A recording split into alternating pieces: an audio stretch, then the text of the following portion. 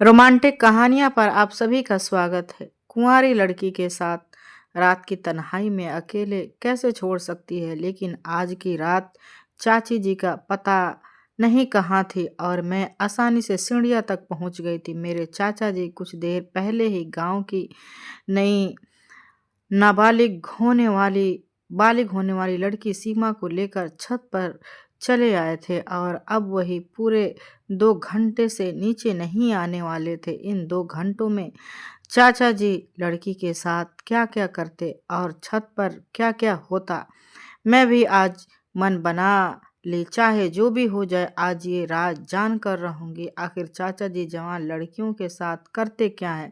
मैं भी खूब तैयार होकर छत के चढ़ गई। जब कमरे के पास पहुंची तो कमरे की कुंडी खुली हुई थी। मैंने तेज के दरवाजे पे धक्का मारा और अंदर चली गई। मुखिया और वो जवान लड़की दोनों एक दूसरे के ऊपर थे। दोनों ने कपड़े अलग पहने हुए थे और अलग झूम रहे थे। कई सालों तक ये सिलसिला इसी तरह चलता रहा और फिर मेरी शादी तुम्हारे चाची से हुई। उससे पहले रात भी सामने का यह राज खुला कि मैं जिन लड़कियों के बाल काटता हूँ उनके साथ चौधरी साहब क्या खेल खेलती हैं, और ये जानकर मेरे भी रोंगटे खड़े हो गए थे। लेकिन मैं चौधरी साहब के इस रंगे गंदे खेल में बुरी तरह फंस चुका था और मैं चाह कर भी अलग नहीं कर सकता था और आज तक मैं उनके खेल का शिकार हूँ।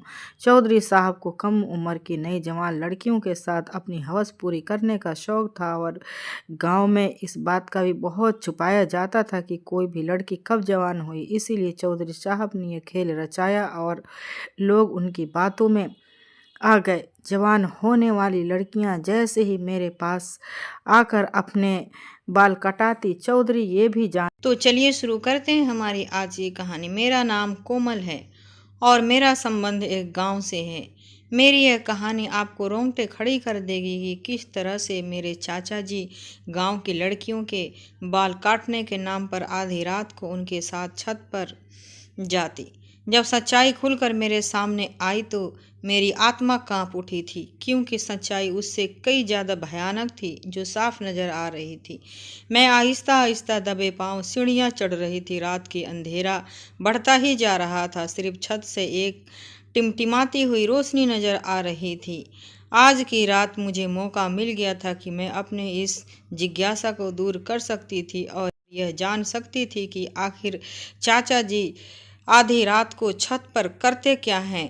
हर बार चाची जी की पहरेदारी इतनी सख्त हुआ करती थी कि मैं चाह कर भी सीढ़ियाँ तक नहीं जा पाती थी और कभी कभी तो मुझे चाची जी पर हैरत होती थी कि कैसे वह चाचा जी को किसी भी कुंवारे लड़की के साथ रात की तन्हाई में अकेले छोड़ सकती हैं। लेकिन आज की रात चाची जी पता नहीं कहाँ थी और मैं आसानी से सीढ़ियाँ तक पहुँच गई थी।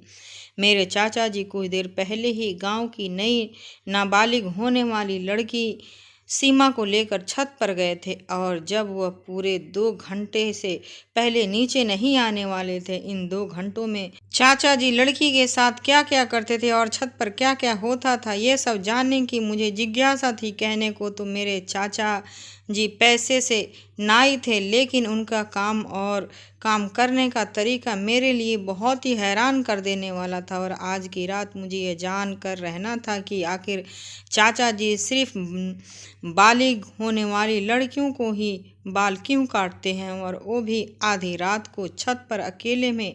ना चाची जी कभी खुद छत पर जाती और ना ही लड़की के घर वाले भी में से किसी के साथ जाने के दिया जाता। मैं आधी सीढ़ियाँ चढ़ चुकी थी और इस राज से पर्दा हटने ही वाला था कि चाचा जी की सीमा के साथ क्या करने वाले हैं कि पीछे से मेरी चाची जी की गर्जदार आवाज़ ने मुझे चौंकने पर मजबूर कर दिया था। हमेशा डरी सहमी और धीमे लहजे में बात करने वाली चाची जी, पहली बार मैंने ऐसी आवाज़ सुनी थी कि मेरी जान निकल गई थी। मैं जैसे ही मैंने पलट कर देखा तो वह मेरे सर पर आ पहुंची थी और मेरा हाथ पकड़कर गुस्से में मुझे खींचकर नीचे ले आई थी। उनका अंदाज़ा ऐसा था जैसे वह मुझे कच्चा चबा जाएंगी। वह गुस्से में मेरे बाजू को दबोचते हुए पूछ रही थी कि मैंने ऊपर कहाँ जा रही थी। मैंने हकलाते हुए चाची जी से कह दिया कि मुझे नीचे घबराहट हो रही थी, इसीलिए मैं छत पर जा रही थी। मेरी बात सुनकर चाची जी ने एक जोरदार थप्पड़ मेरे मुंह पर मारा और कहने लगी कि क्या तुम जानती नहीं हो, आज सीमा अपने बाल उतरवाने के लिए आई है। तुमने छत पर जाने के बारे में क्यों सोचा, कैसे सोचा? क्या तुम अपने चाचा का काम बंद करवाना चाहती हो? क्या तुम जानती नहीं हो, तुम्हें और तुम्हारे माँ को तुम्हारे चाचा ही पाल रहे हैं। तुम्हारे बाबा के मरने के बाद से तुम्हारे चाचा ने तुम्हारी सारी जिम्मेदारी अपने सर पर ले रखी है और तुम हो कि उनके काम के पीछे पड़ गई हो। तुम्हारे चाचा बिल्कुल भी नहीं चाहते कि जब वह काम करे तो कोई उन्हें परेशान करे, यहाँ तक कि मैं भी नहीं। इसीलिए मैं भी कभी ऊपर जाने की कोशिश नहीं करती। बेहतर है कि तुम भी मत करना आधी रात के वक्त, और इस तरह न करना, वरना अच्छा नहीं होगा और फिर मैं तुम्हारे चाचा जी को तुम्हारी शिकायत करूंगी। चाची की बात सुनकर मैं बहुत ज़्यादा डर गई थी, क्योंकि चाची जी से तो वैसे भी मुझे डर लगता था और फिर मैं उनकी अजीबोगरीब करतूत की वजह से भी मैं बहुत ज़्यादा परेशान रहती थी। अगर ऐसे में चाची जी उनसे मेरी किसी तरह की कोई शिकायत करती तो मेरे लिए परेशानियां खड़ी हो जाती। मैंने फ़ौरन ही चाची जी से माफ़ी मांगी और कहा कि आज के बाद मैं कभी ऐसी गलती नहीं करूंगी। चाची ने मुझे नरमी से कहा कि अपने कमरे में जाकर सो जाओ। मैंने सही मौका समझा और अपने कमरे में की तरफ दौड़ लगा दी। कमरे में जाकर भी मेरे दिमाग में यही बातें घूम रही थी कि आखिर चाचा जी को बाल उतारते वक्त इतनी तन्हाई में क्यों, क्या ज़रूरत है कि वह किसी तीसरे की दखलंदाजी बर्दाश्त नहीं कर सकते थे। जबकि गांव का दूसरा नाई जो है वो बीच चौराहे पर अपनी कुर्सी डालकर बैठा रहता है और आधे गांव के बीच गांव के लोग बाल उतरवाते रहते हैं। तो नहीं किसी तरह की तन्हाई की ज़रूरत है और ना ही किसी के आने से कोई परेशानी थी। लेकिन मेरे चाचा जी तो अलग ही तरह के नाई थे। दूसरों के चाचा तो अपनी भतीजी से लाड प्यार करते हैं। मेरे चाचा सिर्फ और सिर्फ मुझ पर पाबंदियां लगाया करते थे हर बात पर। बस यही कहते थे कि अब तेरा बाप मौजूद नहीं है तो इसीलिए तू मेरी जिम्मेदारी है। मैं सिर्फ 12 साल की थी और इतनी कम उम्र की भी मेरे चाचा जी मुझ पर ऐसे रोक टोकते थे जैसे कि कोई जवान लड़की हूँ और मैं नहीं उनकी अनुमति के बगैर घर से बाहर निकल सकती थी और ना ही किसी के घर जाने के बारे में सोच सकती थी। मुझे स्कूल से लाने ले जाने व काम भी चाचा जी खुद ही किया करते थे। कभी कभी तो मुझे चाचा जी पर उतना गुस्सा आता कि मेरा दिल चाहता कि किसी तरह से मैं उनसे अपनी जान छुड़वा लूं, लेकिन चाचा जी से तो मेरी जान भी नहीं छूट सकती थी, क्योंकि उनका नाई का काम था। इतना अजीब भी कि कभी कभार महीने में एक बार वो बाल काटा करते थे और वह भी हमारे घर के छत पर। बाकी सारा वक्त वो घर पर पड़े रहते थे और मुझ पर नज़र रखते थे।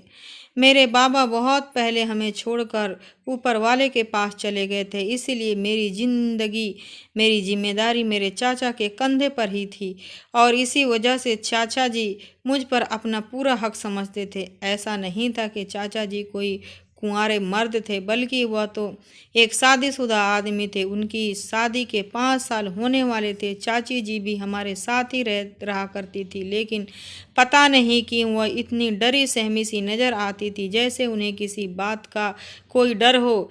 जबकि मेरी माँ बहुत ही हंसने वाली इंसान औरत थी और चाची जी के साथ भी बिल्कुल नॉर्मल रहती थी। नहीं उन्हें चाचा जी से डर लगता था और ना ही वह चाची जी को से झिझकती थी। जबकि चाचा जी के आगे तो चाची जी की जान निकलती थी। वह चाचा जी से नज़र मिलाकर भी नहीं बात कर सकती थी, बल्कि खामोशी से उनके हर हुक्म के आगे अपना सर झुका देती थी। शायद इसी की वजह से ये थी कि शादी के 5 साल बाद भी उनके गोद खाली था और वह चाचा जी को औलाद न दे सकी थी। जो भी था मुझे अपने चाचा एक आंख भी नहीं भाते थे, क्योंकि उनकी वजह से मेरा बचपन में जवान लड़कियों की तरह गुजर रहा था। और जैसे जैसे मुझे समझ आई और पता चला कि मेरे चाचा जी क्या काम करते हैं, तो मैं हैरान रह गई, क्योंकि मेरे चाचा जी मर्द होकर भी मर्दों के बाल नहीं काटा करते थे, बल्कि वह तो लड़कियों के बाल काटते थे,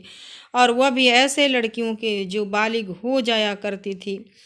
यह बात मेरे लिए बहुत हैरान कर देने वाली थी, और जब से मुझे इस बात का पता चला कि मेरे अंदर जिज्ञासा पैदा हो गई थी कि चाचा जी ऐसे क्यों करते हैं। कई बार मैंने सोचा कि चाचा जी को किसी लड़की के बाल काटते हुए देखूंगी, लेकिन चाचा जी को तो तरीका ही बिल्कुल अलग था। वह आधी रात को बालिग लड़की को घर बुलाते और उसे अपने साथ छत पर ले जाते, और वहां ले जाकर उसके बाद बाल काटते। सारे गांव में यह मशहूर था कि चाचा जी जिस भी लड़की के बाल काटते हैं, उसकी जवानी बहुत खूबसूरत होती है और उसके नसीब आगे जग जाते हैं, क्योंकि उस लड़की की शादी किसी बहुत ही अच्छी जगह पर हो जाती है। इसीलिए लोग खुशी खुशी अपनी जवान लड़कियों को चाचा जी के पास लाया करते थे, ताकि उनकी बेटियों की किस्मत बदल जाए।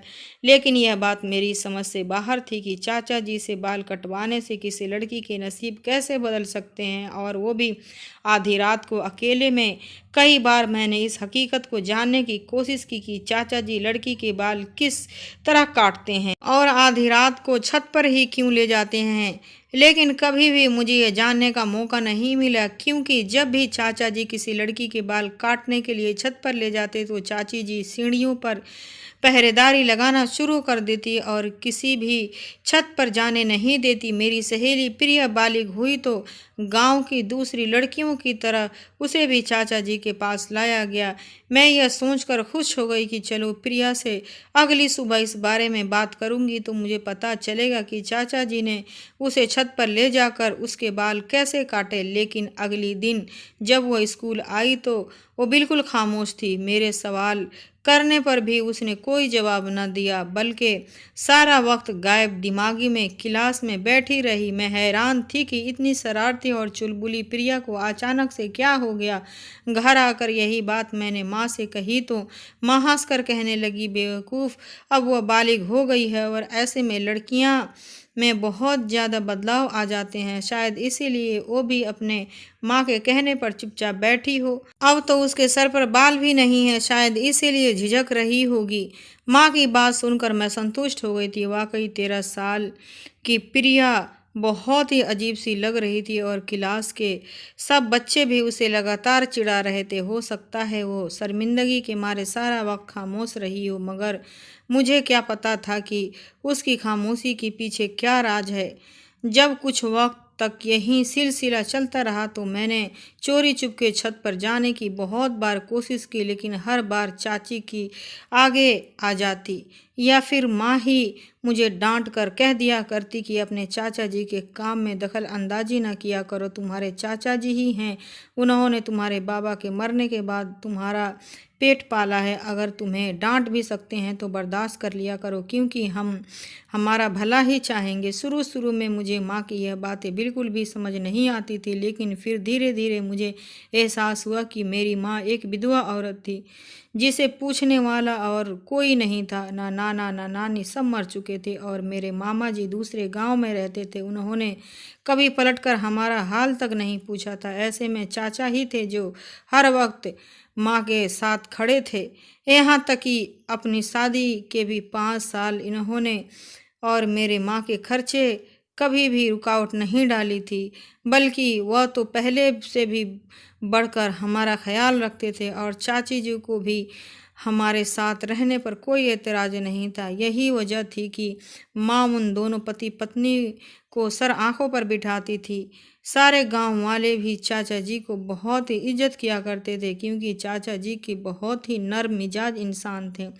बस उनकी सारी डांट मेरे लिए ही थी, लेकिन माँ का कहना था कि इनमें से उनकी मोहब्बत छिपी हुई है। वह खुद ब खुद औलाद बे औलाद है, इसीलिए औलाद की कमी को मुझ में पूरी करना चाहते हैं। मैंने यह बात सोची कि तो मुझे भी यह बात सच ही लगी कि अगर चाचा जी का सारा साथ हमारे साथ न होती तो शायद हम दोनों माँ बेटी आज इस गांव में बेसहारा और बेमोहताजी की जिंदगी गुजार रहे होते। जिस रात मैंने चाचा जी से वादा किया था कि मैं कभी दोबारा चाचा जी के काम में टांग नहीं अड़ाऊंगी, उस रात के बाद मैंने कभी छत पर जाने को नहीं सोचा। मैं डर गई थी कि अगर चाचा चाची जी की मेरी शिकायत कर दी तो मैं और मेरी माँ कहाँ जाती। चाचा जी के काम को पहले की तरह ही चल रहा था। कभी महीने में, कभी 1.5 महीने में ना कोई लड़की बालिग होकर हमारे घर आ जाती और चाचा जी के साथ खामोशी से छत पर चली जाती। चाचा जी की सीढ़ियों के आसपास ही रहती और 2 घंटे बाद जब वो लड़की छत से उतर कर वापस नीचे आती तो चाचा जी उसके काफ़ी देर बाद ही नीचे आते और उनकी हालत काफ़ी अजीब सी नज़र आती थी। और इस बात के बारे में भी मुझे इस वक्त पता चला जब एक रात मैं मटके में पानी लेने के लिए आंगन में आई और चाचा जी को सीढ़ियाँ उतरते देखा था। चाचा जी का हुलिया बहुत ही अजीब लग रहा था। उनका सांस भी फूला हुआ था। ऐसा लग रहा था जैसे वो बहुत मेहनत करके नीचे उतर आए हों। चाचा जी हमेशा काले रंग के धोती बांधा करते थे।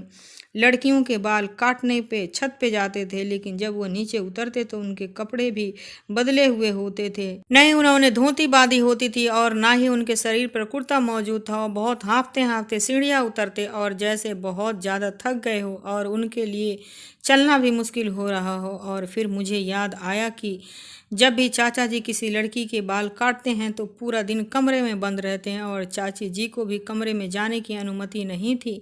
आखिर 2 घंटे बाल काटने के बाद चाचा जी की इतना भी कैसे थक जाया करते हैं कि सारा दिन कमरे से बाहर ही नहीं निकला करते। और फिर उस वक्त तो उन्हें चलता देखकर मुझे अजीब सा लग रहा था, जैसे वह खेत में हल जोत कर आ रहे हों। चाची जी को देखते ही मैं छुप गई और चाचा जी अपने कमरे में चले गए थे। मैं हमेशा की तरह अगले दिन चाची कमरे से बाहर थी और चाचा जी कमरा बंद करके सो रहे थे। मेरे स्कूल की छुट्टियां थी, इसीलिए उन्हें मेरी भी फिक्र नहीं थी। और माँ भी गांव में किसी की तबीयत पूछने के लिए गई थी कि तभी मैं किसी काम से बाहर किचन में गई तो मैंने चाची जी को दुपट्टे में छुपकर आंसू बहाते देखा। ये पहली बार था जब मैंने चाची जी को इस तरह रोते हुए देखा था। मैं फौरन भागकर चाची जी के पास गई और पूछा कि क्या हुआ चाची जी, आप रो क्यों रही हैं। मेरी बात सुनकर चाची ने जल्दी से अपने दुपट्टे के पल्लू से आंसू साफ कर दिए और कहने लगी, नहीं पगली, मैं कहाँ रो रही हूँ, तुम बताओ तुम्हें क्या चाहिए।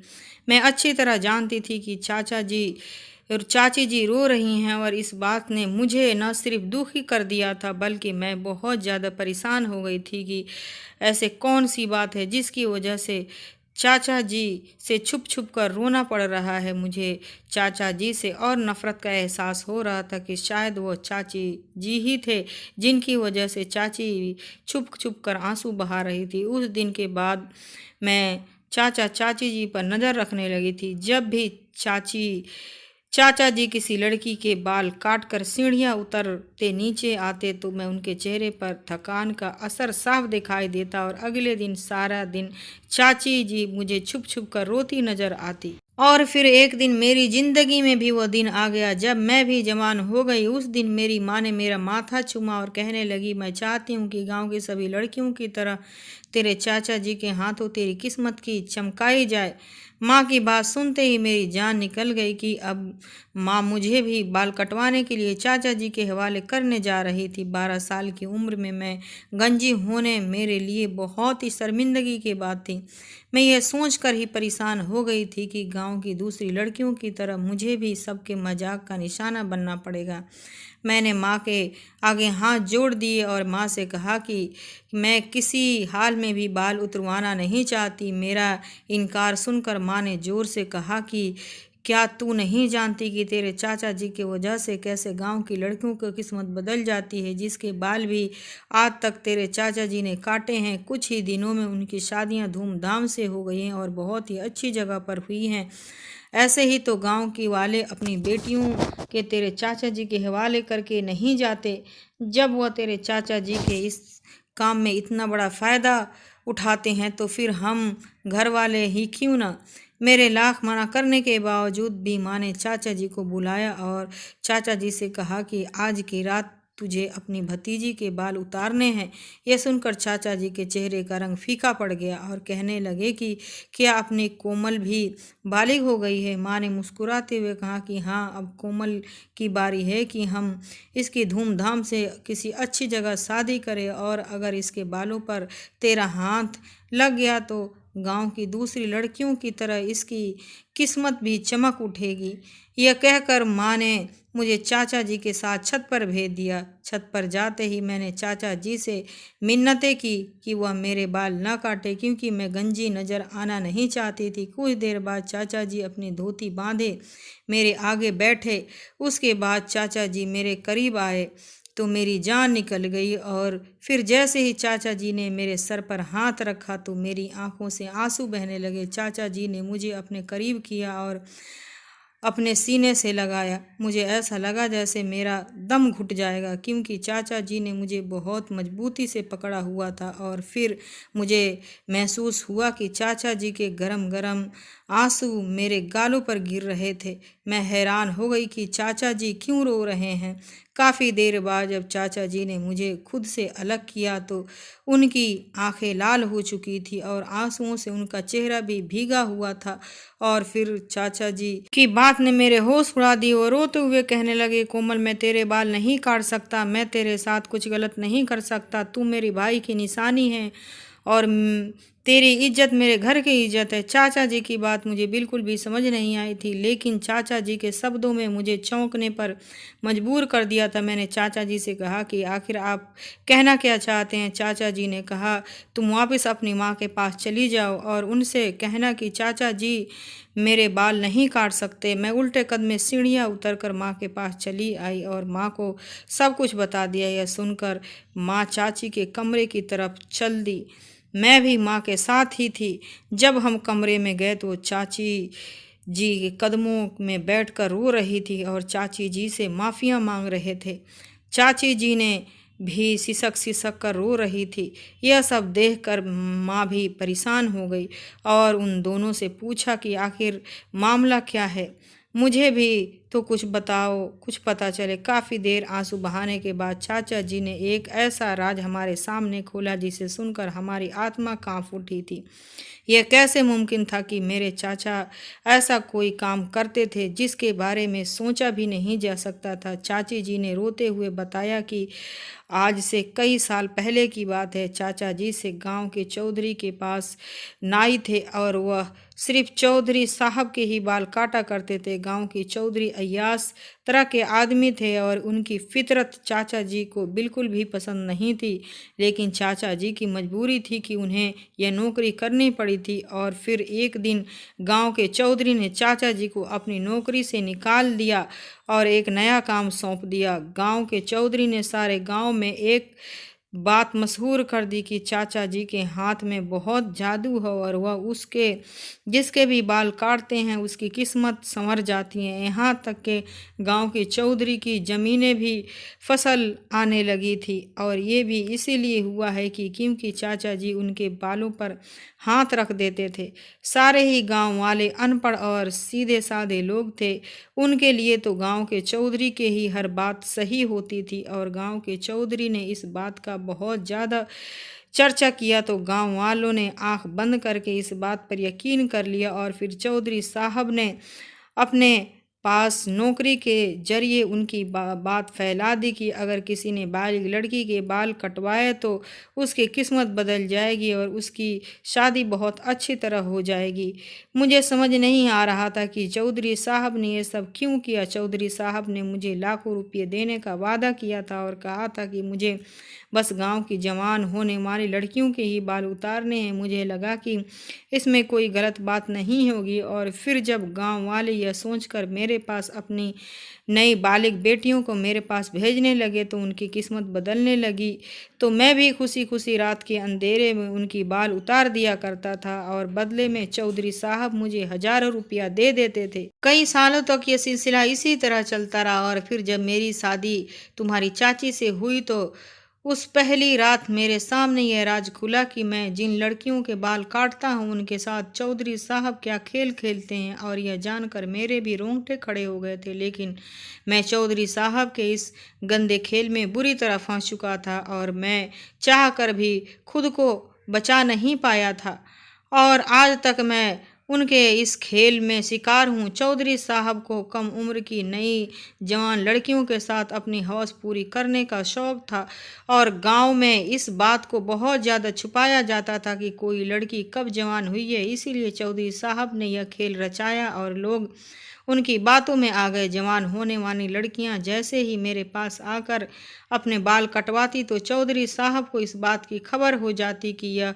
लड़की बालिग हो गई है, और उसके साथ अपनी हवस पूरी करने के लिए कोई खेल रचाकर अपनी हवेली बुला लिया करते थे, और फिर गांव के हर बालिग लड़की उनकी गंदी और नज़र के शिकार बनी हुई थी। और तुम्हारी चाची भी उन्हें लड़कियों में से एक थी, और इस बात का राज शादी की रात तुम्हारी चाची ने मेरे सामने खोला था। लेकिन उस वक्त तक मैं बुरी तरह चौधरी साहब के काम में फंसा हुआ था कि चौधरी साहब ने मुझे ब्लैकमेल किया था कि अगर मैंने किसी के सामने यह बात खोलने की कोशिश की तो बिल्कुल भी इस बात को स्वीकार नहीं करेंगे, बल्कि मुझे ही चरित्रहीन ठहरा देंगे। इस डर से मैंने नहीं चौधरी साहब की काम छोड़ा और ना ही कभी तुम्हें अकेले घर से बाहर जाने की अनुमति दी, क्योंकि मैं जानता था कि उनकी नज़र कितनी गंदी और ख़राब है। तुम्हारी चाची बहुत अच्छी तरह जानती थी कि जिन लड़कियों के बाल काटता हूँ उनके साथ चौधरी साहब क्या करते हैं, इसीलिए वह छुप छुप कर रोया करती थी। मैं खुद भी कई घंटे रोने के बाद नीचे आता था, क्योंकि मैं इस गंदे काम में शामिल होना नहीं चाहता था। चौधरी साहब ने मुझे खास काले रंग की धोती दी थी और कहा था कि जिस लड़की के बाल काटते वक्त ये धोती पहना करो ताकि लोगों को लगे कि वाकई तुम कुछ खास करते हो, जिनकी वजह से लड़कियों की किस्मत बदल जाती है।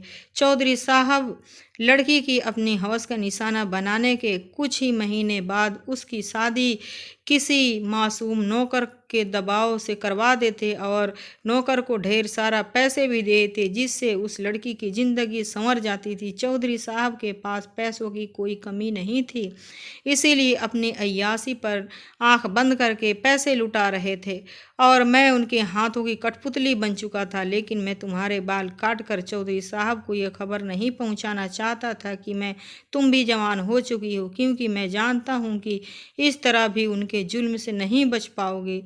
चाचा जी की बात सुनकर मैं और मेरी माँ रोने लगी थी। हमें भी तो इस चीज़ को कुछ खबर नहीं थी। माँ दूसरे गांव से शादी होकर यहाँ आई थी, इसीलिए उन्हें भी चौधरी साहब के बारे में कुछ नहीं पता था। मुझे तो चाचा जी के अपने ऊपर नज़र रखना और उनका हमेशा पाबंदियाँ लगाना हमेशा बुरा लगता था। लेकिन अब मैं सोच रही थी कि चाचा जी मुझसे कितनी मोहब्बत करते हैं कि जो चौधरी साहब मुझसे बचाने के लिए इस कदर कोशिश कर रहे थे। चाचा जी ने हमसे वादा किया था कि वह मेरी इज्जत पर आंच भी नहीं आने देंगे और ना ही आइंदा गांव की दूसरी लड़कियों की बर्बादी का जरिया बनेंगे। चाचा जी ने रोते हुए माँ और चाची जी से कहा कि अपना सामान बांध लो, हम इस गांव को छोड़कर कहीं दूर चले जाएंगे, और जाने से पहले मैं गांव के मास्टर के नाम एक खत लिख जाऊंगा, जिसमें मैं सारी हकीकत लिख दूंगा। गांव के मास्टर एक समझदार आदमी है, वो खामोशी से गांव वालों को यह बात समझा देंगे और यह किस्सा हमेशा के लिए ख़त्म हो जाएगा। मैं, माँ और चाचा चाची कोई भी नहीं जानता था कि आगे हमारी मंजिल क्या है। चाचा जी ने एक कदम बढ़ाया था, इसीलिए हमें यकीन था कि ऊपर वाला हमारी मदद जरूर करेगा। चाचा जी ने गांव के मास्टर के नाम एक लंबा सा खत लिख दिया था, जिसमें उन्होंने हर बात साफ साफ लिख दी थी, ताकि हमारे जाने के बाद कोई गांव वाला चौधरी साहब की बातों में ना आ सके। फिर कोई लड़की बाल कटवा कर या किसी और तरीके से चौधरी साहब को यह खबर न पहुंचाए कि अब वह जवान और बालिग हो चुकी है और उनकी हवस का निशाना बनने के लिए तैयार है। मुझे आज भी अच्छी तरह याद है कि जब भी कोई लड़की बालिग होने के बाद गंजी होती थी तो फिर कुछ दिनों बाद स्कूल आती तो वह किस कदर डरी सहमी और खामोश होती थी। मुझे हमेशा ही यूं ही लगता था कि यह सब इसीलिए है क्योंकि वह गंजी होकर आई है और अपने इसी गंजेपन की वजह से परेशान है, क्योंकि वह राज तो अब खुला था कि चौधरी साहब की हवस का निशाना बनाकर आई थी और मेरे वह चाचा जिन्हें मैं बहुत ही गलत समझती थी दरअसल खुद भी एक तकलीफ का शिकार थे। और जब हम यह गांव छोड़कर जा रहे थे तो मेरे चाचा जी के चेहरे पर सुकून ही सुकून था। आज भी अक्सर गांव में ऐसे ही बहुत से चौधरी और वडेरे मौजूद हैं जो इस तरह की हरकतों में शामिल हैं और सीधे साधे गांव वाले उनकी घटिया काम और उनकी करतूत नहीं जानते। शहरी लोगों को चाहिए कि वह हिदायतों में पढ़ाई और शहर की सिलसिलों को आगे बढ़ाए ताकि सीधे साधे और भोले भाले गांव वाले ऐसे घटिया सोच के लोगों से खुद को बचा सके। दोस्तों, वीडियो कैसा लगा कमेंट करके ज़रूर बताना। अगर वीडियो अच्छा लगे तो वीडियो को लाइक और मेरे चैनल को सब्सक्राइब ज़रूर करें। फिर मिलती हूँ आपसे दूसरे वीडियो में। जब तक के लिए बाय बाय, टेक केयर, खुश रहें और अपना ख्याल रखें।